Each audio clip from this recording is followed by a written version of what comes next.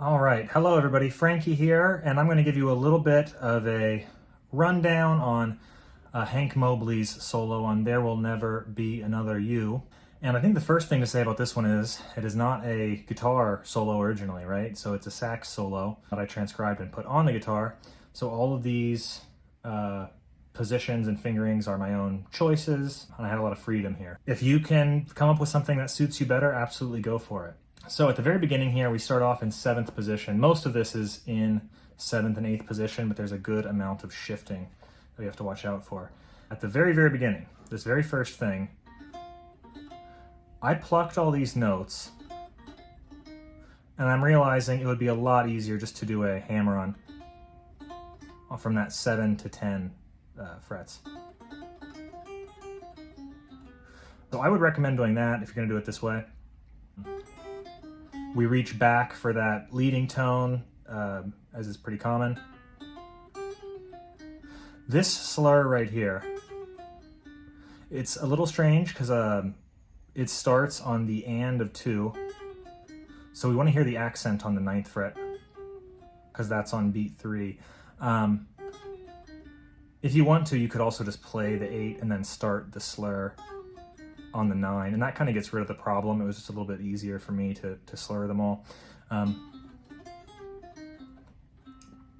And that's the notable things in line 1. So moving on, measure 7 it looks like. So we move up just 1 position to 8. Little slur on those 3. And then we go down for this next arpeggio to 6. Now this is a little tricky, was a little tricky for me. I'm using my middle finger to slide back up to 8. That puts me in 7th position. And I'm using my middle finger to roll, those 2 8 frets. And that's gonna happen a couple more times, like right here.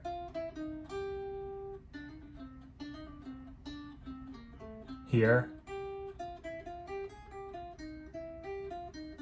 And finally, right there. So a little bit of rolling with the middle finger. That first lick there was kind of awkward for me, I thought. Now we get to this chromatic line, which is one of the trickier things in this. What's really important is that it's grouped in 5 notes at a time on the guitar. But we want to hear it in triplets. So that's really important for the timing and just to make sure it feels right. Yeah, so very tricky. Yeah, it's a tough one. Even right there, I'm not quite feeling it right now. But you've got to feel that in triplets. The position changes here are also tricky. So we're starting in 6. We slide down to 5, and then the pinky's in position to start the next line. We slide down to 4, and then we're going to use our ring finger to squeeze into 3rd position. We do that little enclosure, reach back for that thing. Moving on, we jump back up to 6th position because we have a little break in there. This thing, he does a little like sax slide, or I don't even know what you would call it. I'm not good enough at horn, brass or horn or woodwind, I guess, yeah, woodwind, to know what you would call that, but it's a little like just smear, maybe it's a smear. And that's the best way I came up to do it. It's really fast. It looks like I wrote it as a quintuplet, but the really important thing is just to land on that G on beat 3. And then we slide down positions. And we use our ring finger to slide up into 7th, and I reach back down to 6, right there. Moving on, at the measure 27, that pickup is a triplet starting on beat 4. 1, 2, 3. I had a tendency to kind of smash it together, but it is a triplet. We're in 5th position, both of those with the pinky kind of staccato. Now this, ring finger slide, and that puts us back into 7. There we go, and that's the end of kind of the first half there. Now the pickup to the next section. Move up 1 fret to 8th. And again, I'm doing a little like half bar kind of roll thing with my index finger. And then just sliding it up. So it sounds a little, I don't know, I kind of like the way it sounds actually, but it sounds, yeah, smeary or something. Moving on.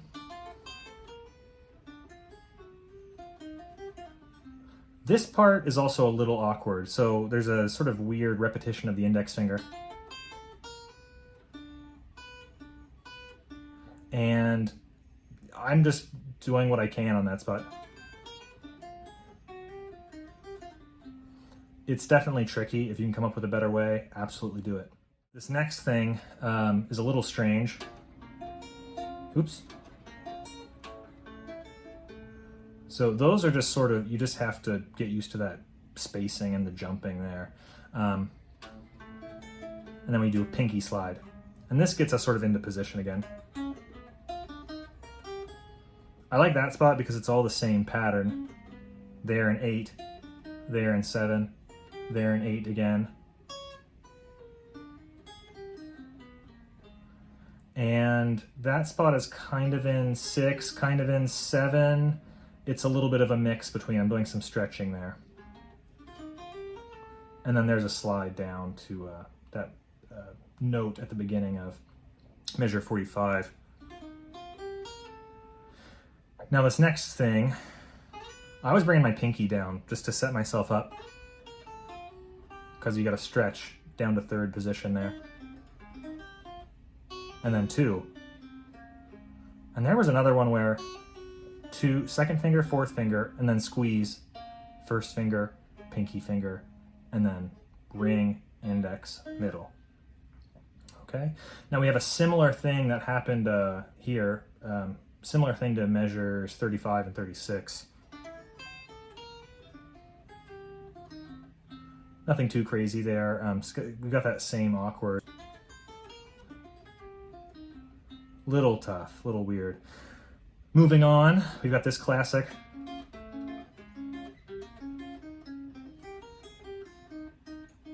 Nothing too weird there either. And then this last lick I found not that bad. It's kind of nice. It's in 7, 8, back to 7. And we're done. So a lot of shifting there, mostly in 7 and 8. Any final thoughts from me?